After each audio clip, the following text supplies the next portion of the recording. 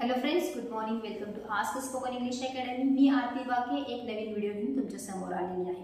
आज आपण शिकणार आहे परत प्रोनाउन. पण प्रोनाउन जे आहेत ते आहेत फर्स्ट पर्सनचे. फर्स्ट पर्सन म्हणजे काय, तर प्रथम पुरुषी, जो बोलणारा असतो तो. त्याच्यातला पहिला आहे असं बघणार आहे आय. आय हा काय आहे, ऑफकोर्स प्रोनाउन आहे, सर्वनाम आहे. कुणासाठी वापरलं जातं, स्वतःसाठी. स्वतः इन द सेन्स जो बोलणारा आहे तो. जसं की आता मी बोलतीये, बरोबर आहे. माझं नाव आहे आरती. आता जेव्हा मला माझ्याबद्दलच बोलायचं असेल तेव्हा मी प्रत्येक वेळेस आरती हा शब्द न यूज करता काय यूज करणार आहे, आय.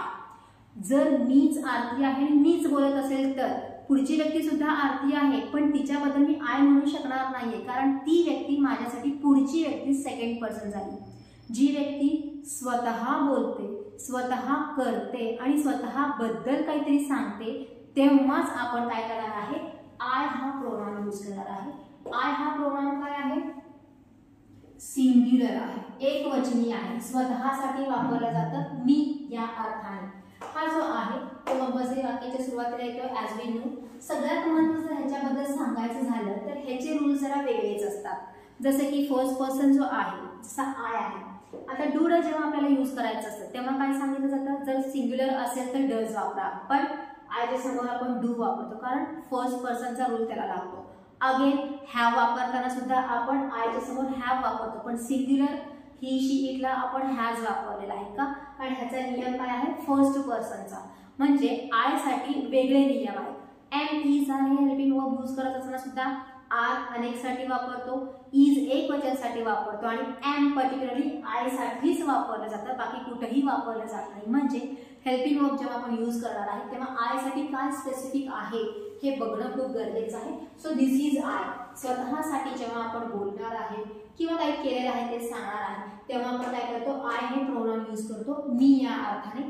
तो काय आहे, प्रोनाउन आहे, फर्स्ट पर्सन सिंग्युलर प्रोनाउन आहे, एक वचनी, स्वतःसाठी वापरायचं. एकदम इझी. जसं की I am a girl, I am in class, I am tall, I am busy, हे सगळे सेंटेन्स कशाने होतात, आय होतात.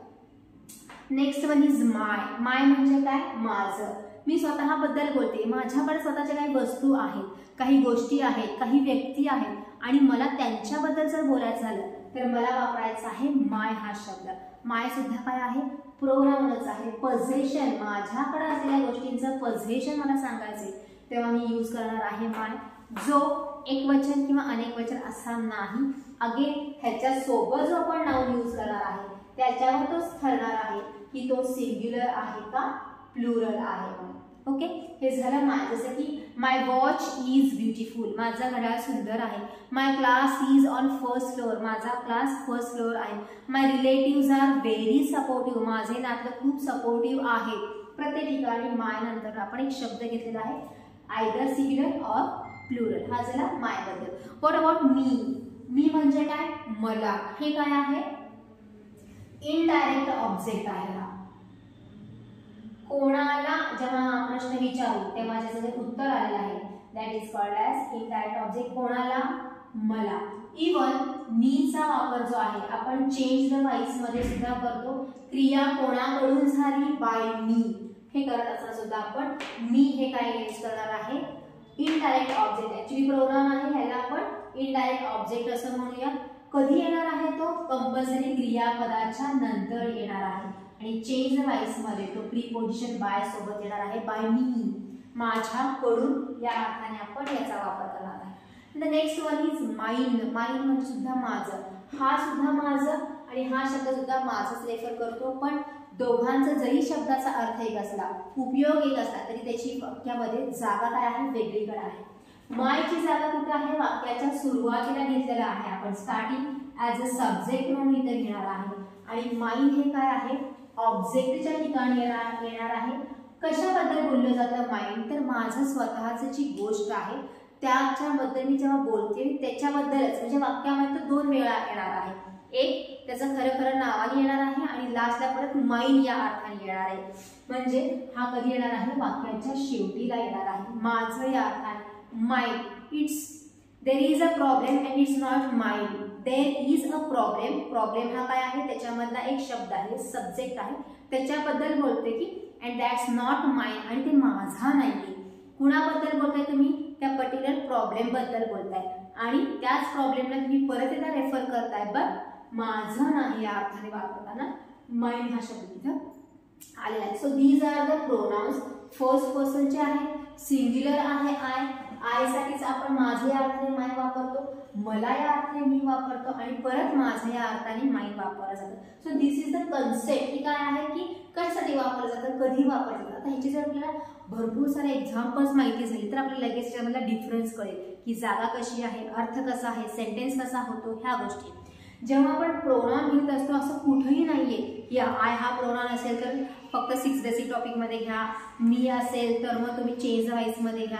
असं जे आहे ना, कोणताही काळ असेल, कोणताही मॉडल ऑक्झिलरी वर्ब असेल, कोणताही 6 बेसिक टॉपिक असेल, कोणत्याही सेंटेन्स सोबत आपण काय करू शकतो, यांचा वापर करू शकतो. आता आपण त्याचे थोडेसे एक्झाम्पल बघूया. जेव्हा एक्झाम्पल आपण बघू थोडंसं अजून थोडंसं डिटेलमध्ये आपल्याला कळेल. Now will see some examples of I, my, me and my. पहिल्यांदा आपण बघूया आयचे सेंटेन्सेस. आय म्हणजे मी, स्वतःबद्दल बोलणार आहे आपण. I was happy with my result. मी माझ्या रिझल्टने आनंदी होते. I exercise daily. मी रोज व्यायाम करते. I hadn't any idea about party. पार्टीबद्दल मला थोडं सुद्धा आयडिया नव्हतं. I had gone to airport with my siblings. मी माझ्या भावा बहिणींसोबत एअरपोर्टला गेले होते. How could I forget her birthday. I don't know. मला माहित नाही मी कसं काय तिचा बर्थडे विसरले. मी. I would like to travel whole world. मला पूर्ण जग फिरायची इच्छा आहे किंवा फिरायला आवडेल. Where should I meet you at 6 PM. 6 वाजता संध्याकाळी मित्र कुठे भेटायला पाहिजे किंवा मी कुठे भेटू. I can speak 5 languages. मी 5 भाषा बोलू शकते. Do you know what do I think about you. तुला माहिती आहे का मी तुझ्याबद्दल काय विचार करते. प्रत्येक ठिकाणी तुम्ही बघत असाल आय, मी या अर्थाचा आपण इथं वापरलेला आहे, जो क्रिया सब्जेक्ट वाक्याच्या सुरुवातीला आलेला आहे आणि जिथे क्वेश्चन्स आहेत तिथं ॲट द प्लेस ऑफ सब्जेक्टच फक्त काय होत असतं, चेंजेस होतात हेल्पिंग वर्ब आणि W words. Next one is mine, sorry माझं साठी आपण माय वापरलेला आहे. माय हा एकटा येत नाही, त्याच्यासोबत नाउन येतात, आयदर सिंग्युलर येतात किंवा प्लुरल येत असतात. For example my granny is very beautiful. माझी आजी खूप सुंदर आहे. I am serious about my job. मी माझ्या जॉब संदर्भात खूप सिरियस आहे. When is my turn. माझं टर्न कधी आहे. Where did you put all my things. म्हणजे सगळ्या गोष्टी तू कुठं ठेवलीस. My whole team of 7 is going to trip. माझी पूर्ण टीम 7 जणांची जी आहे ती ट्रिपला जात आहे. My favourite country is India. माझं फेवरेट कंट्री भारत आहे. My mom doesn't like paneer. माझी मम्मीला पनीर आवडत नाही. My hobbies were different than others in school days. शाळेत असताना माझे हॉबीज दुसऱ्यांपेक्षा वेगळ्या होत्या. माय फ्रेंड्स हिड माय मोबाईल टू बॉदर मी. माझे मित्र माझा मोबाईल त्रास देण्यासाठी लपवले. ह्याच्यामध्ये बघा ग्रॅनी एकटी आहे त्यामुळे इज घेतलेला आहे. हॉबीज अनेक आहेत त्यामुळे वेअर घेतलेला आहे. फ्रेंड्स अनेक आहेत, हिड घेतलेला आहे. मम्मी एकटी आहे, डज घेतलेला आहे. कंट्री एकच आहे, इज घेतलेला आहे. पण ते एकटे आलेले नाहीये तर ते कंपल्सरी माय सोबत आलेले आहेत. माझं जॉब, माझी आजी, माझं टर्न, माझ्या गोष्टी, माझी टीम, माझं फेवरेट कंट्री, माझी मम्मी, माझे हॉबीज आणि माझे फ्रेंड्स. फक्त फ्रेंड्स, हॉबी, कंट्री, ग्रॅनी नाही तर ते माझं आहे. कुणाची तरी आजी नाही तर माझी आजी. या अर्थाने आपण इथे काय केलेलं आहे, माय हा प्रोनाउन इथे घेतलेला आहे. तर नेक्स्ट वन इज मी. मी म्हणजे मला इनडायरेक्ट ऑब्जेक्ट आहे किंवा आपण चेंज व्हाईस मध्ये घेत असतो ती क्रिया कुणाकडून झाली सांगत असताना. He gave it to me. त्याने ते मला दिलं, मला. The story is written by me. This is change voice. Story माझ्याकडून लिहिली जाते. She asked me address instead of my driver. तिने माझ्या ड्रायव्हर ऐवजी मलाच पत्ता विचारला. The librarian handed me many books at a time. लायब्ररीने माझ्या हातात एकदमच भरपूर सारे पुस्तकं दिली. Priya invited me for her wedding ceremony. प्रियाने तिच्या लग्नाचं मला आमंत्रण दिलं.